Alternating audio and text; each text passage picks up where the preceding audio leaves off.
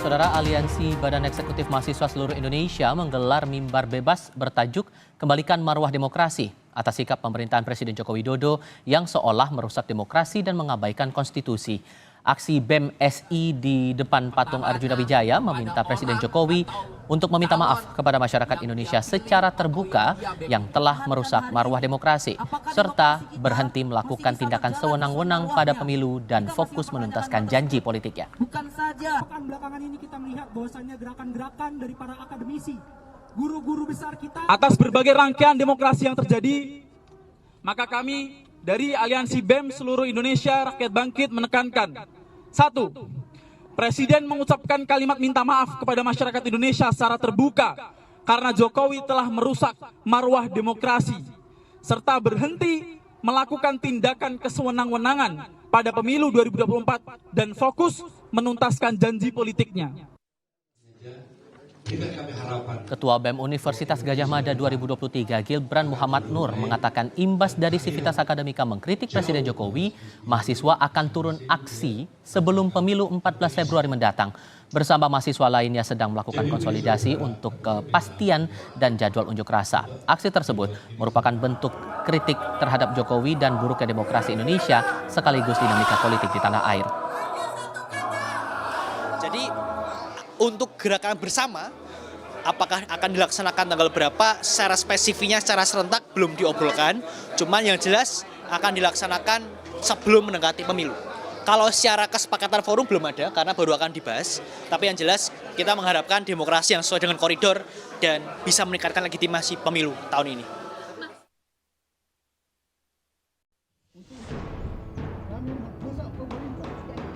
Gelombang kritik pemerintahan Jokowi dan tuntutan agar pemilu berjalan jujur, adil, terus bergulir. Di berbagai daerah, guru besar di kampus-kampus mengeluarkan petisi dan deklarasi mengkritik sikap Jokowi terhadap pemilu saat ini. Kemarin, puluhan guru besar, dosen, mahasiswa, dan alumni Undip berkumpul di Taman Inspirasi, mengkritik pemerintahan Presiden Jokowi yang dinilai mencederai demokrasi. Sivitas Undip berpandangan keruntuhan etika dan moral dalam bernegara terjadi sejak keluarnya putusan MK nomor 90 tahun 2023 yang memberi jalan Gibran Rakabuming Raka maju Pilpres. Diawali dengan adanya runtuhnya etika dan moral sejak adanya keputusan Mahkamah Konstitusi nomor 90 yang sesungguhnya serta sudah diputuskan pula bahwa itu merupakan pelanggaran etika berat oleh MK.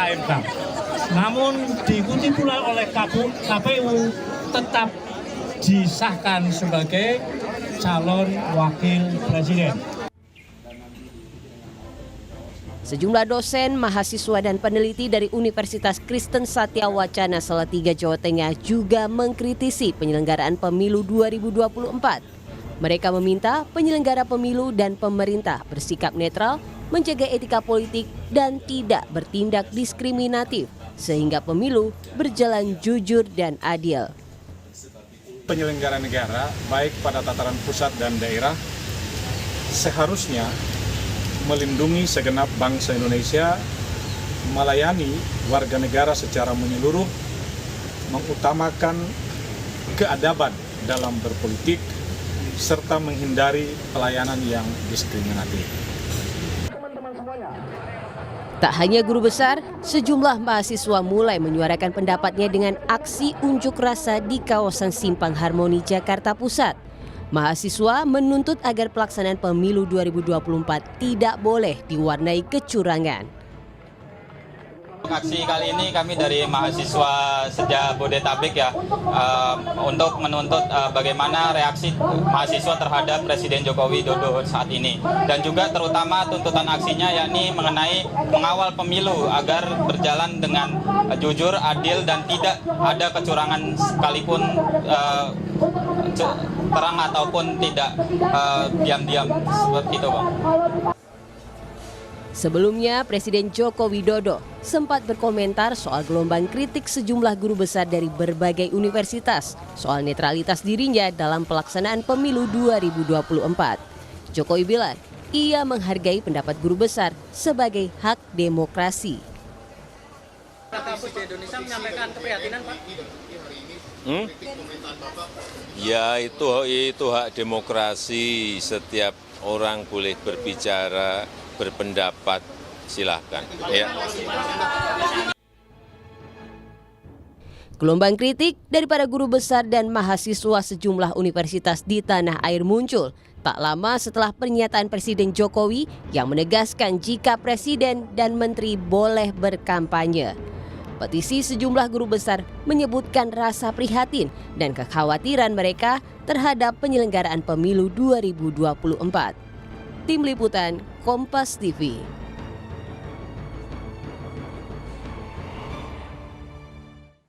Terkait gelombang kritik yang menuntut pemerintah, aparat TNI Polri hingga Presiden Joko Widodo bersikap netral dalam pemilu, kami diskusikan bersama dengan para narasumber. Bergabung saat ini Koordinator Pusat Badan Eksekutif Mahasiswa Seluruh Indonesia Hilmi Asyidiki, lalu ada juga juru bicara TKN Prabowo Gibran Dhanil Anzar Simanjuntak, dan Direktur Parameter Politik Indonesia Adi Praitno. Selamat sore semuanya.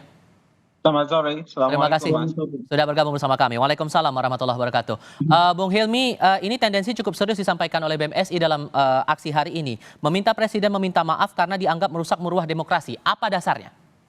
Oke, pertama yang perlu kita soroti, bagaimana statement Jokowi awal ketika mengatakan bahwasanya Presiden boleh berkampanye di tengah atau mungkin di tempat yang cukup sakral, di belakang salah satu paslon, lalu ada panglima juga gitu, mengucapkan bahwasanya presiden boleh berkampanye seperti itu. Dan ini yang akhirnya menjadi pantikan para guru besar, para sivitas akademika, para akademisi kampus akhirnya menyuarakan gitu ya, apa yang menjadi poin-poin pergeseran demokrasi saat ini gitu. Pemilu tahun 2024 ini gitu ya, itu akan menjadi salah satu ajang pesta rakyat, pesta demokrasi rakyat di tahun 2024. Maka kami sebagai mahasiswa menginginkan suatu hal yang akhirnya sebenarnya cukup simpel gitu. Apa gitu ya? Jokowi untuk exit the game gitu. Keluar dari permainan pemilu tahun 2024 ini gitu. Keluar untuk berhenti menunjukkan keberpihakannya. Keluar untuk berhenti cawe-cawenya. Keluar untuk berhenti mengeluarkan statement-statement yang akhirnya sangat memiliki ambiguitas gitu ya. Sehingga menunjukkan keberpihakan Jokowi kepada salah satu pihak tertentu gitu. Nah, ini yang akhirnya pengen kita dorong dan pengen kita serukan gitu. Ayolah, ini pesta demokrasi yang akhirnya perlu dirayakan secara bersama-sama, jangan sampai menjadi suatu hal yang terciderai oleh statement presiden itu sendiri. Semata pada pernyataan presiden yang masalah presiden boleh berkampanye atau ada momen lain yang membuat akhirnya teman-teman mahasiswa merasa ini klimaks untuk menuntut pemilu jurdil dan tidak ada kesewenang-wenangan? Oh, tentu banyak sekali momen-momennya. Mungkin sedikit saja yang mungkin nanti akhirnya bisa kita paparkan gitu ya. Ketika kita melihat kemarin malam minggu presiden bermalam mingguan dengan beberapa kader partai, salah satu pengusung calon presiden juga gitu ya. Kemudian presiden tampak begitu mesra di luar sehingga sedikit mengganggu iklim gitu ya kontestasi politik di tahun 2024. Memang Jokowi tidak menyebutkan gitu ya keberpihakan beliau kepada siapa, kepada paslon A, B atau C gitu. Akan tetapi kedekatan-kedekatan yang akhirnya dimunculkan ke publik gitu ya, itu akan menjadi suatu suatu pandangan publik bahwasanya presiden ini memiliki keberpihakan kepada pasangan tertentu seperti itu. Oke, dari argumentasi BMSI ini menurut Anda Bang Daniel cukup kuatkah argumentasinya? Pertama tentu sebagai negara demokratis, kritik, masukan dari teman-teman mahasiswa maupun dari sivitas akademika itu adalah hal yang wajar dan mahfub ya. Sebagai pressure group, mereka harus melakukan proses pengawasan. Pun demikian, kalau kemudian Pak Prabowo dan Mas Gibran menjadi presiden dan wakil presiden nanti, pressure group harus tumbuh dengan baik sebagai penyeimbang di alam demokrasi. Kenapa? Karena pressure group itulah yang kemudian bisa mendorong pemerintahan itu bisa bekerja lebih baik. Kenapa? Karena ada yang mengawasi. Kemudian kedua yang harus dipahami di tengah alam demokrasi ini, semua pihak bisa mengawasi, semua pihak bisa ngomong dan berpendapat. Nah, itu diakomodir dengan baik. Nah, dalam konteks misalnya kritikan teman-teman akademisi, kemudian mahasiswa, itu pun masih ada ruang perdebatan. Misalnya ada kelompok mahasiswa lain misalnya yang berpendapat berbeda, jalan perjuangannya berbeda. Kemudian ada akademisi dan profesor yang pendapatnya berbeda. Ya silahkan, itu adalah ruang kita berdialektika. Bagi kami, Pak Prabowo dalam hal ini misalnya punya komitmen yang sama, ingin memastikan demokrasi kita itu berjalan dengan baik, pemilu kita itu berjalan dengan jujur, adil, sehingga legitimasi dari pemilu kita itu semakin tinggi. Nah, Tapi oleh sebab desakannya itulah lumayan tendensius juga nih tadi yang disampaikan BMSI, mendesak Presiden minta maaf karena dianggap merusak marwah demokrasi. Itu gimana menilainya, Bang Daniel? itu hal biasa, perspektif yang dibangun oleh teman-teman ini ya kita hormati. Pun demikian dengan perspektif yang dibangun oleh kelompok mahasiswa yang lain pun harus dihormati. Sama dengan misalnya ada satu profesor, ada profesor yang lain berpendapat berbeda, itu adalah hal yang biasa. Jadi Mas yang harus dipahami adalah universitas itu aja namanya itu university. Artinya ada banyak pribadi-pribadi otonom di dalam universitas itu yang kemudian punya buah pikir yang berbeda-beda, punya perspektif dan sikap yang berbeda-beda. Maka oleh sebab itu tidak ada perspektif tunggal melihat satu permasalahan. Nah, kami menghormati perbedaan-perbedaan itu. Oke. Nah, tinggal kayak kita jaga bareng-bareng proses demokratisasi kita pastikan bekerja dengan baik. Kalau ada yang kurang, kita perbaiki. Kalau ada yang baik, kita dukung bersama-sama. Oke. Kalau Mas Adi sendiri melihat ini sudah guru besar, beberapa kampus sudah bersuara, sekarang BMSI sudah bersuara juga. Anda menangkap makna ini memang cukup serius atau ada hal lain di balik ini semua? Ya, saya kira ini sebagai bentuk kekecewaan dan bahkan ekspresi dari amarah dari para guru besar, sivitas akademika, dan mahasiswa. Terutama terkait dengan kondisi dan proses-proses menuju pencoblosan 14 Februari pemilu 2024 ini, Mas Tipal. Karena kalau saya membaca rata-rata secara umum, tuntutan-tuntutan mereka ini sebenarnya adalah tuntutan-tuntutan yang sebenarnya selama ini sering kita dengar. Misalnya supaya presiden itu netral dan tidak cawe-cawe dalam pemilu. Yang kedua misalnya tuntutan mereka adalah mengimbau aparatus-aparatus kekuasaan pemerintah itu tidak dimobilisasi untuk memenangkan salah satu paslon tertentu. Meminta kepada penyelenggara KPU, Bawaslu, kemudian DKPP juga untuk bersikap profesional dan netral.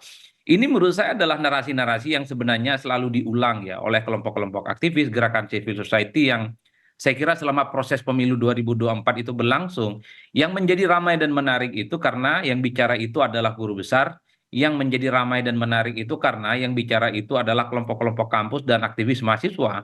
Seakan-akan ada sesuatu yang urgen, yang cukup serius supaya pemilu 2024, supaya kondisi demokrasi kita itu berjalan dengan stabil.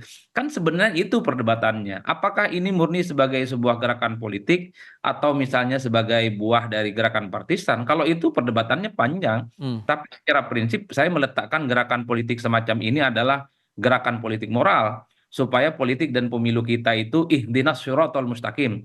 Kembali kepada relnya, lurus-lurus aja. Tapi kenapa kemudian baru munculnya itu mendekati momen pemilu? Ini momennya sudah kurang dari seminggu lagi kita akan melakukan pencoblosan, pemungutan suara. Mungkin selama ini kelompok-kelompok aktivis mahasiswa, pihak-pihak kampus ini menganggap demokrasi kita baik-baik saja. Menganggap semua proses pemilu itu berjalan dengan kondusif dan sesuai dengan asas kepemiluan kita. Tapi dalam prakteknya mereka itu pasti melihat kok ada kecenderungan bagaimana potret demokrasi kita, terutama terkait dengan pemilu elektoral kita, ada upaya-upaya kekhawatiran. Begitu banyak asas-asas pemilu yang sangat potensial itu diganggu dan dirugikan dalam konteks konsolidasi demokrasi. Misalnya ada oknum-oknum aparatus pemerintah yang misalnya seringkali belakangan disorot ya, soal keterlibatan mereka dalam berbagai event-event politik, terkait juga misalnya bagaimana para ASN yang memang dalam banyak hal sudah banyak temuan misalnya terindikasi melakukan upaya-upaya kerja-kerja politik, termasuk ada upaya-upaya dalam tanda kutip mengintervensi salah satu paslon tertentu untuk kepentingan calon tertentu yang lain.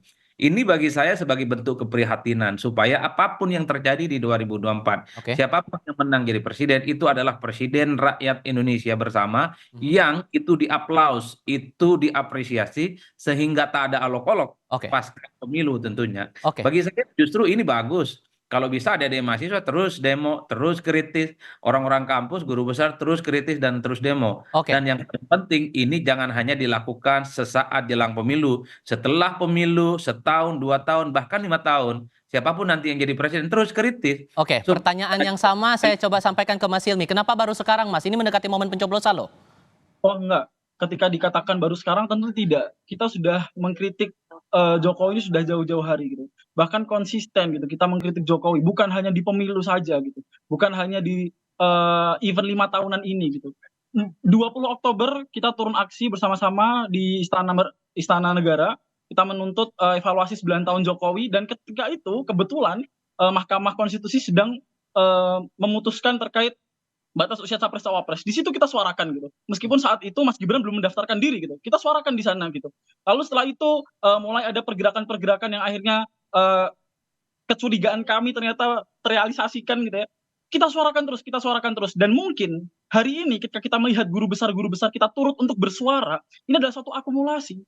Akumulasi keresahan dari para sivitas akademika, akumulasi keresahan dari para mahasiswa, akumulasi keresahan dari masyarakat, dari rakyat gitu ya. Sehingga meluap dan diluapkan ketika 2 minggu sebelum pemilihan presiden seperti itu atau pemilu 2024 seperti itu. Oke, salah satu poin yang juga disampaikan oleh kalangan akademisi ini, Bang Daniel, adalah singgungannya masalah putusan MK yang waktu itu, yang ujung-ujungnya kan bertalian lagi dengan nama Gibran Rakabuming Raka, masalah pencapresan Gibran di Pilpres kali ini. Itu nggak merasa risih itu diungkit terus, Bang Daniel? Begini, pertama kami tentu menghormati semua argumentasi yang dibangun atas dasar keinginan untuk melakukan pelurusan, upaya untuk mengkritik secara objektif dan itu baik.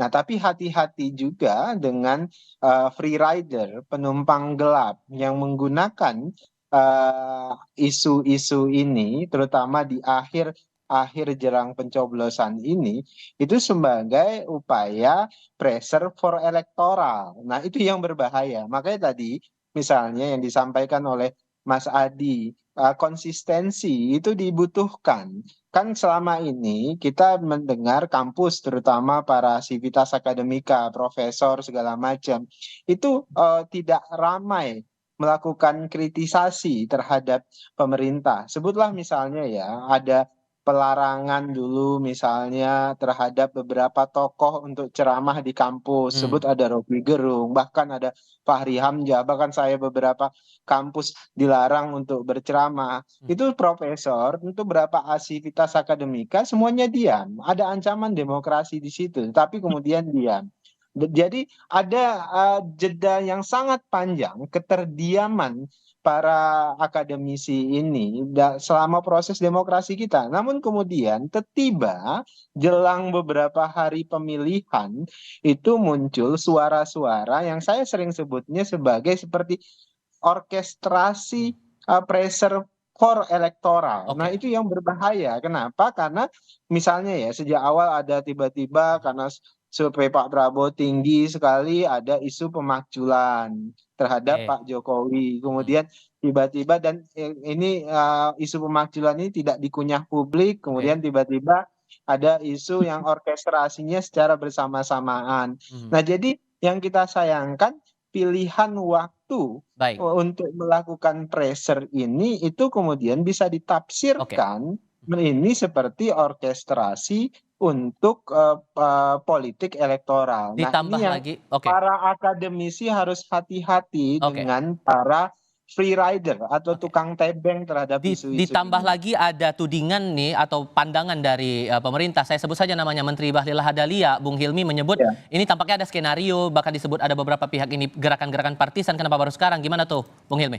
Betul, misalnya ya, kami temukan Bung misal Hilmi, ada sorry Bang rektor. Daniel, Bung Hilmi dulu. Bang sebentar. Daniel, beri saya kesempatan untuk berbicara. Ini cukup menarik ya. Sebenarnya kita hanya perlu membedakan koridor saja gitu. Mana koridor politik dan mana koridor akademisi gitu. Sebenarnya apa yang dikatakan oleh Bung Daniel dan mungkin Bang Bahlil terkait statement guru besar ini terpolitisasi, terorkestra, tersetting, terbackingi, tertunggangi dan lain sebagainya gitu. Itu sangat disayangkan gitu. Kenapa gitu? Karena sejatinya akademisi ini memiliki ruangan khusus gitu. Beda dengan politis yang akhirnya memiliki kepentingan ketika mengeluarkan statement tertentu gitu. Ketika mengeluarkan statement tertentu memiliki kepentingan kepentingan politik yang akhirnya menguntungkan bagi para politisi-politisi ini. Sedangkan para akademisi ini tidak. Kami tidak memiliki kepentingan apapun dalam pemilu 2024. Kepentingan kami adalah bagaimana akhirnya pemilu 2024 ini menjadi ajang pesta demokrasi rakyat gitu. Yang menang adalah rakyat gitu. Bukan akhirnya gitu ya, pemilu 2024 ini itu terciderai secara sistematis gitu. Dan ini yang disuarakan oleh para guru besar gitu. Yang ini disuarakan oleh para akademisi dan ini ruangan kita. Ini udah koridor yang tepat gitu. Dan sangat disayangkan sebenarnya ketika ini tertunggangi, ini terpolitisasi. Ya mungkin statement-statement tersebut dilontarkan oleh para politisi-politisi yang akhirnya terbiasa menunggangi mahasiswa untuk kepentingan-kepentingan politiknya. Contohnya apa? Contohnya ada demo mahasiswa mendatangi posko pemenangan salah satu paslon gitu, lalu ditemui oleh Pak Jubir. Kemarin di Solo ada mahasiswa yang berdemo lalu ditemui oleh salah satu calon wakil presiden gitu. Nah, inilah yang akhirnya mungkin jadi suatu pandangan-pandangan politik yang terbentuk gitu karena kebiasaan-kebiasaan untuk menunggangi, kebiasaan-kebiasaan untuk membayar dan lain sebagainya. Sehingga dengan eskalasi yang muncul di kalangan akademisi ini, Mas Adi, Anda melihatnya apakah ini sudah puncaknya atau justru bakal meluas lagi mendekati masa pemilu ini? Tapi jawabnya nanti, kami akan lanjutkan diskusi usai jeda berikut. Di balik masifnya suara-suara dari kalangan akademisi ini, Mas Adi, ada muncul narasi upaya untuk meredam suara-suara dari kalangan sivitas akademika dan juga mahasiswa ini. Termasuk dari pernyataan dari Pak Mahfud MD waktu itu yang bilang ada operasi untuk menekan kalangan rektor, meminta mereka membuat testimoni, video testimoni pemerintahan Jokowi yang baik-baik begitu. Anda juga menangkap hal yang sama? Saya kira memang dalam setiap proses politik di setiap rezim pemerintahan ini ada kontra narasi yang selalu muncul. Saya ingat persis misalnya di zaman SBY, kalau ada hari ini ada sejumlah aktivis mahasiswa, badan eksekutif mahasiswa, kelompok civil society yang mengkritik SBY saat itu, biasanya besok itu muncul kontra narasi yang berbeda secara diametral. Kelompok-kelompok ini mengatakan bahwa SBY baik-baik saja, kondisi ekonomi dan politik baik-baik saja, dan mereka mengapresiasi semua hal yang sudah dilakukan oleh SBY. Jadi kalau per hari ini ketika muncul kontra narasi yang mengapresiasi potret demokrasi Jokowi, kinerja Jokowi, bahwa Jokowi itu adalah negarawan sejati, itu adalah perkara biasa sebenarnya untuk membangun tandingan-tandingan opini yang saya kira memang ini selalu terjadi siapapun yang jadi presiden, Mas. Jadi bagi saya bukan soal siapa yang paling benar dalam membangun narasi secara politik, tapi konsistensi gerakan ini harus terus dibangun. Di tengah kecenderungan misalnya gerakan-gerakan politik ekstraparlementer, kurang lebih sekitar 9 tahun belakangan ini kan mati suri. Begitu banyak isu-isu yang saya kira cukup strategis, misalnya tentang Undang-Undang ITE, tentang revisi Undang-Undang KPK, terkait dengan misalnya Undang-Undang Cipta Kerja, kita juga tidak pernah mendengar suara-suara lantang yang muncul dari kalangan kampus, kecuali sebagian dari kelompok mahasiswa. Tentu dari lubuk hati yang paling dalam, saya juga kebetulan dari kampus, supaya para guru besar, para profesor, selama ini memang harus mulai keluar of the box. Di tengah misalnya kesulitan-kesulitan mengajar, di tengah kesulitan membuat jurnal internasional yang terindeks Scopus, tentu mereka juga harus peduli dengan kondisi politik yang berkembang di sekitar kita.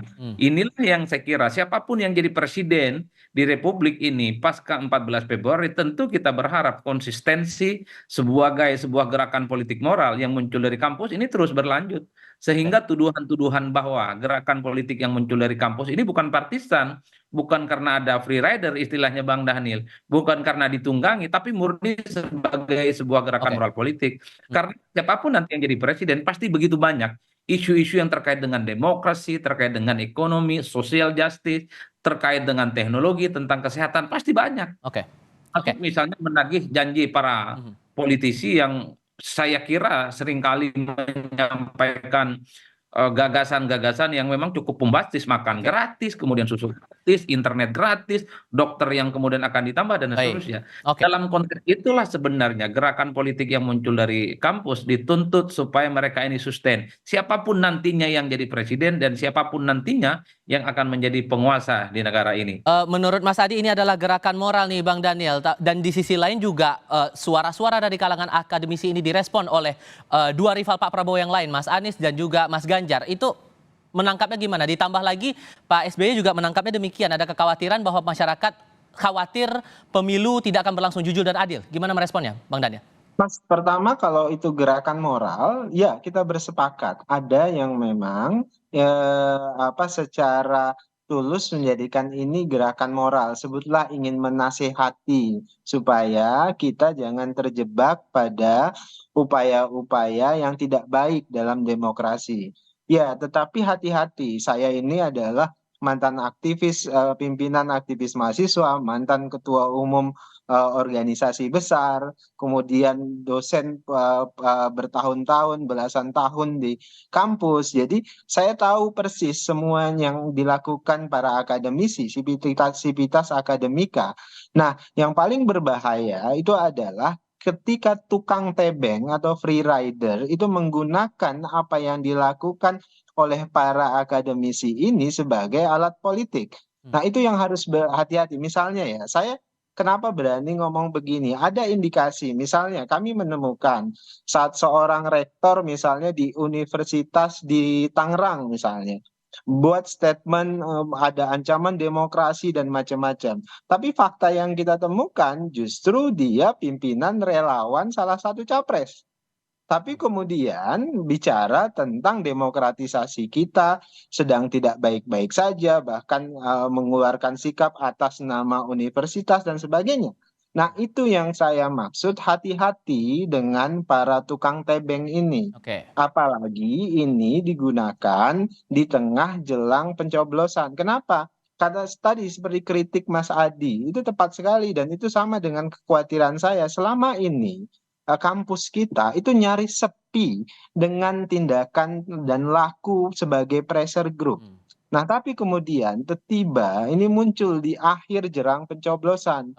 Nah, itu kemudian memunculkan tafsir ini pressure for electoral. Nah, ini yang berbahaya. Kenapa? Kasihan para profesor, kasihan para mahasiswa yang memang mau menggunakan gerakannya sebagai gerakan moral. Karena pasti selalu ada yang melakukan tebengan sebagai alat politik untuk agar bisa menegasikan calon yang lain atau bisa menegasikan kelompok politik yang lain. Itu saya yang lempar harus ke Mas Hilmi kalau begitu. Anda percaya bahwa ada free rider di balik aksi-aksi ini dan yakinkah Anda bahwa suara-suara dari kalangan mahasiswa ini bisa betul-betul Anda kendalikan bahwa semangatnya adalah semangat moral? Semangat yang kami suarakan adalah semangat moral. Apa yang kami sampaikan adalah suatu keresahan. Apa yang ingin kami luruskan adalah suatu hal yang akhirnya sekarang telah membelok secara jauh gitu dari koridor-koridor yang tepat. Maka sekarang ketika disampaikan itu adalah kekhawatiran gitu, kekhawatiran dari Bung Dhanil, kekhawatiran dari masyarakat-masyarakat tertentu gitu, bahwasanya ada free rider yang akhirnya menunggangi ini semua. Tapi kami mencoba untuk memastikan bahwasanya apa yang akhirnya muncul dari gerakan-gerakan kami ini adalah gerakan yang akhirnya jadi suatu gerakan-gerakan moral, politik moral yang ingin kami suarakan konsisten. Kami konsisten untuk menyuarakan ini gitu ya. Dan momentum di mendekati pemilu 2024 ini adalah akhirnya menjadi momentum peledakan gitu, terakumulasinya segala keresahan-keresahan yang ada, terutama setelah hadir dari guru besar kami mendorong gitu ya, lalu ada sivitas akademika gitu ya, lalu masyarakat. Dan tapi Anda menjamin bahwa tidak ada free rider di balik itu semua, di balik aksi-aksi yang muncul sekarang? Anda melihatnya ada free rider tidak? Saya tidak melihat free rider di balik aksi-aksi yang akhirnya sekarang bermunculan di media massa ataupun bahkan statement-statement dari guru besar yang ada gitu. Ini sudah koridor yang tepat, Mas gitu. Ini koridor akademisi yang akhirnya meluruskan gitu, ingin kemurnian demokrasi hadir gitu loh. Oke, singkat saja Mas Adi, merespon tindak lanjut dari aksi-aksi ini yang ditunjukkan oleh Presiden Joko Widodo, kalaupun kemudian ada rencana dari BMSI untuk melakukan aksi serupa sebelum pencoblosan, maka respon apa yang baiknya perlu ditunjukkan oleh Presiden? Ya, saya kira Pak Jokowi cukup menyampaikan dalam alam demokrasi siapapun boleh mengkritik dan siapapun boleh menyampaikan gagasan-gagasan politiknya. Kalau kita mengaca pada presiden-presiden sebelumnya, tuntutan-tuntutannya itu kan jauh lebih ekstrim. Bukan hanya minta maaf, tapi minta mundur, bahkan minta dimakzulkan. Itu perkara biasa dalam demokrasi kita. Bahkan dalam setiap demonstrasi dan petisi-petisi yang disampaikan oleh kalangan aktivis, itu kan statement-statementnya bukan hanya mendowngrade, tapi meminta kepada penguasa yang bersangkutan itu meletakkan tahta kekuasaan politiknya karena dianggap gagal ya melanjutkan dari proses-proses politik yang sedang diamanahkan oleh rakyat. Jadi oleh karena itu bagi saya Pak Jokowi juga memang harus menunjukkan kepada publik bahwa tuduhan-tuduhan yang selama ini misalnya selalu dialamatkan kepada Pak Jokowi itu tidak benar. Misalnya mencoba untuk memang tidak terlampau kelihatan kembali cawe-cawe ya dan miring-miring untuk kelihatan kepada salah satu paslon, dan harus juga bisa dipastikan bahwa aparatus kekuasaan politik di negara ini sesuai dengan undang-undang memang dalam tanda kutip gitu ya wajib hukumnya diimbau untuk tidak terlibat dalam kepentingan politik elektoral. Kalau Kan itu disinggung lagi masalah etika, disinggung lagi masalah pencapresan Gibran, harusnya Presiden Jokowi meresponnya gimana menurut Anda Mas Adi? bagi saya itu kan post factum. Ini adalah satu peristiwa politik yang sudah berlanjut. Itu artinya apa? Ini pesan politik kepada presiden the next. Bahwa siapapun nanti yang jadi presiden, persoalan etika itu juga penting di atas persoalan legal formal yang terkait dengan hukum. Jadi jangan ada upaya-upaya untuk mengangkangi hukum hanya sekedar untuk memperpanjang kekuasaan, hanya untuk menyuburkan dinasti politik, untuk menyuburkan praktik-praktik nepotisme. Artinya apa? Etik, moralitas di Indonesia itu sama pentingnya dengan legalitas hukum formal yang lain. Bagi saya ini adalah imbauan moral supaya menjadi mau'idah hasanah gitu ya yang harus diperhatikan oleh pemimpin siapapun, bahwa tak boleh menggunakan instrumen apapun hanya karena untuk mementingkan kelompok tertentu dengan cara menabrak aturan-aturan yang secara logik misalnya itu bertentangan dengan logika. Kan sebenarnya konteksnya dalam itu. Oleh karena itu saya selalu mengatakan Mas, ini percuma kita selalu mengutuk kegelapan. Ke depan siapapun yang di presiden pastikan jangan ada hukum yang coba untuk diobrak-abrik hanya untuk kepentingan politik jangka pendek. Siapa presidennya? Itu haram dan tidak boleh. Karena kalau itu dilakukan maka resistensi, perlawanan dari kelompok-kelompok kampus dan mahasiswa akan selalu muncul. Karena kalau mau jujur, mahasiswa dan kampus ini adalah momok yang mengerikan sebenarnya. Kalau dia muncul, tentu ada sesuatu yang sangat dikhawatirkan dalam kondisi bangsa dan negara ini. Sudah kami tangkap maksud Anda. Mas Adi Praitno, terima kasih. Bang Daniel, terima kasih. Bung Hilmi juga terima kasih sudah berdiskusi bersama kami. Selamat sore semuanya. Sore.